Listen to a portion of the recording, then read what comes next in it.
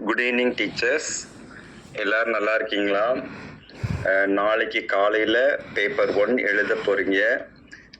நீங்கள் எல்லாரும் நிச்சயம் இந்த தேர்வில் வெற்றி பெற்றுவீங்க அப்படிங்கிற முழு நம்பிக்கை எனக்கு இருக்குது.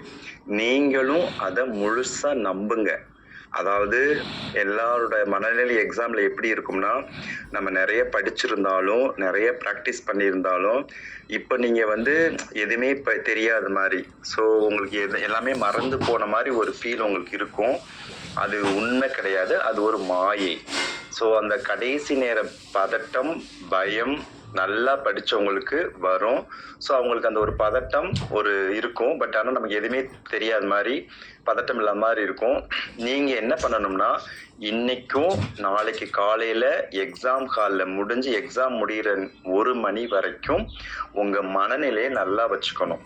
ஸோ நீங்கள் பயம், பதட்டம், தேவையில்லாத ஒரு எதிர்மறையான எண்ணங்கள் இருந்தால் அது உங்கள் வெற்றியை குறைப்பதற்கான அதிகமான வாய்ப்பு அது எடுத்துக்கும். நீங்கள் அதுக்கு இடம் கொடுக்கவே கூடாது. தன்னம்பிக்கையோடு இருக்கணும், தைரியத்தோடு இருக்கணும். நான் இந்த தேர்வு எனக்கு ரொம்ப ஈஸியாக இருக்கும், நான் படித்தது தான் வரும், அது மீறி கஷ்டமாக வந்தால் கூட என்னால் கரெக்டாக ஆன்சர் பண்ண முடியும், சரியாக ஆன்சர் பண்ண முடியும் அப்படின்னு நீங்கள் முதல்ல நம்பணும். அது மனசுக்குள்ளே நினைக்கணும், பாசிட்டிவாக நினைக்கணும். ஸோ பாசிட்டிவாக நீங்கள் அந்த பாசிட்டிவ் தாட் உங்களுக்கு இருக்கணும். நம்ம கட்டாயம் தேர்வில் வெற்றி பெற்றுவோம், நம்ம படித்ததான் வரப்போகுது, நமக்கு தேர்வு எளிமையாக இருக்கும், ஸோ அது மீறி கஷ்டமாக வந்தாலுமே என்னால் ஈஸியாக ஆன்சர் பண்ண முடியும் அப்படிங்கிற மாதிரியான மனநிலை உங்களுக்கு கட்டாயம் இருக்கணும். அதுக்கப்புறம் நாளைக்கு தேர்வுக்கு ஹால் டிக்கெட்ல இன்ஸ்ட்ரக்ஷன் கிளியரா கொடுத்துருக்காங்க. தேர்வுக்கு தேவையானது எல்லாமே இன்னைக்கே எடுத்து வச்சிருங்க. அதுக்கப்புறம் இன்னைக்கு நைட்டு ரொம்ப நேரம் வரைக்கும் முழிக்காதீங்க. ஸோ எல்லாரும் என்ன பண்ணுவாங்கன்னா, இதை பார்க்கணும் அதை பார்க்கணும். நீங்கள் ரிலாக்ஸ்டாக கொஞ்சம் சீக்கிரமே இன்னைக்கு நைட் நீங்கள் ரொம்ப லைட்டான உணவு சாப்பிடுங்க, நல்லா தூங்குங்க. ஸோ ஒரு 6 மணி நேரத்துலேருந்து 8 மணி நேரம் வரைக்கும் நல்லா தூங்குனீங்க அப்படின்னா அதோட ரிசல்ட் நாளைக்கு உங்களுக்கு நல்லா தெரியும். அதாவது நம்ம எப்பயுமே பார்த்தீங்கன்னா நல்ல ரெஸ்ட் கொடுக்குறப்ப எப்பயோ படித்தது, ஸோ போன மாதம் படித்தது, போன வருஷம் படித்தது, நீங்கள் ஸ்கூலில் படித்தது கூட உங்களுக்கு ஞாபகத்துக்கு வரும். ஆனால் நீங்கள் தூக்கம் இல்லாமல் பதட்டமாக எக்ஸாம் ஹாலுக்குள்ளே போனீங்கன்னா நேற்று படித்தது இன்னைக்கு காலையில் படித்தது கூட ஞாபகத்துக்கு வராது உங்களுக்கு. சரிங்களா? அதனால் நம்ம மனநிலை முக்கியம். ஸோ நல்ல லைட்டான உணவு சாப்பிட்டுட்டு நேரமாக சீக்கிரமே தூங்க போங்க. காலையில் சீக்கிரமாக எழுந்திரிச்சு கூட நீங்கள் என்ன செய்யலாம், ரிவைஸ் பண்ணி பார்க்கலாம். அதுக்கப்புறம் எக்ஸாம் சென்டருக்கு அவங்க கொடுத்துருக்க டைம்லேருந்து ஒரு 1/2 மணி நேரத்துக்கு முன்னாடியே போயிருங்க ரிலாக்ஸ்டாக. ஸோ கடைசி நேர பதட்டத்தை தவிர்க்கலாம். ஸோ ரிலாக்ஸ்டாக முன்னாடியே போங்க. அதே மாதிரி பார்த்தீங்க அப்படின்னா அந்த எக்ஸாம் ஹாலுக்குள்ளே டைமுக்கு போயிருங்க. ஹாலுக்குள்ளே போயிட்டு ஓஎம்ஆர் சில பேர் ஆல்ரெடி நீங்கள் யூஸ் பண்ணியிருப்பீங்க, சில பேர் புதுசாக இருக்கலாம்.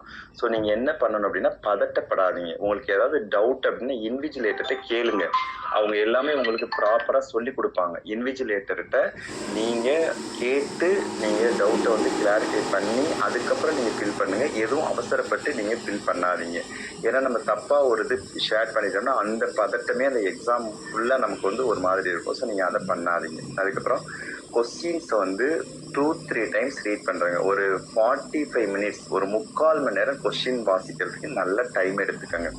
ஸோ நீங்கள் ஃபஸ்ட்டு ஒரு டைம் சும்மா அப்படியே ஓரலாக ரீட் பண்ணி விடுங்க. செகண்ட் டைம் நீங்கள் ஆன்சர் நீங்கள் அப்படியே அங்கே உங்களுக்கு இன்ஸ்ட்ரக்ஷன் கொடுப்பாங்க. அந்த கொஸ்டினில் எதுவும் நீங்கள் புள்ளி வைக்கக்கூடாது, டிக் பண்ணக்கூடாது. அதனால் நீங்கள் யாருக்கும் தெரியாமல் சின்னதாக ஒரு புள்ளி அதுக்கு நீங்கள் ஆன்சரை இது பண்ணலாம். ஸோ தேர்ட் டைம் ரீட் பண்ணுறா உங்களுக்கு கிளியராக இருக்கும். அதுக்காக ரீட் பண்ணுறதுக்கு 1.5 மணி நேரம் 2 மணி நேரம் அப்படி எடுத்துக்காதீங்க. ஸோ 1/2 ஹவர்லேருந்து 1 ஹவர் வரைக்கும் எடுத்துக்கோங்க. கொஸ்டின்ஸ் நல்லா ரீட் பண்ணுங்க. ஏன்னா அந்த நீங்கள் ஃபஸ்ட்டு கொஸ்டினுக்கு ஆன்சர் தெரியாமல் இருக்கலாம், ஆனால் அந்த ஃபஸ்ட்டு கொஸ்டினுக்கான ஆன்சர் கண்டுபிடிக்கிற அந்த குழு 10வது கொஸ்டினில் இருக்கலாம். ஸோ 10வது கொஸ்டினில் நம்ம ஆன்சர் கண்டுபிடிக்கிறதுக்கான ஒரு குழு 30வது கொஸ்டினில் இருக்கலாம். ஸோ இது மாதிரி உங்களுக்கு ரொம்ப ஹெல்ப்ஃபுல்லாக இருக்கும். ரிலாக்ஸ்டாக பண்ணுங்க. ஸோ பதட்டப்படாதீங்க. ஸோ நல்லா அந்த ஓஎம்ஆர்ல ஷேர் பண்ணுறப்ப கவனமாக இருங்க. மேலே ஒன்றில் ஏல ஷேர் பண்ணுவீங்க, கீழே சியில் ஷேர் பண்ண அந்த ஏ லைன்லேயே சியில் ஷேர் பண்ணிடுவீங்க. ஸோ கை வச்சுக்கோங்க. நான் கை வச்சு நேராக அந்த லைன் பார்த்து ஷேர் பண்ணுங்க.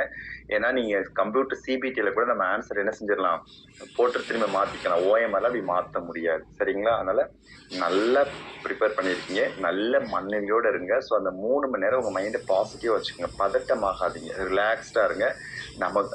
நம்ம படிச்சதான் வரப்போகுது, நம்ம ப்ராக்டிஸ் பண்ணதான் வரப்போகுது. அது மீறி கொஸ்டின் தப்பாக வந்தாலுமே நம்ம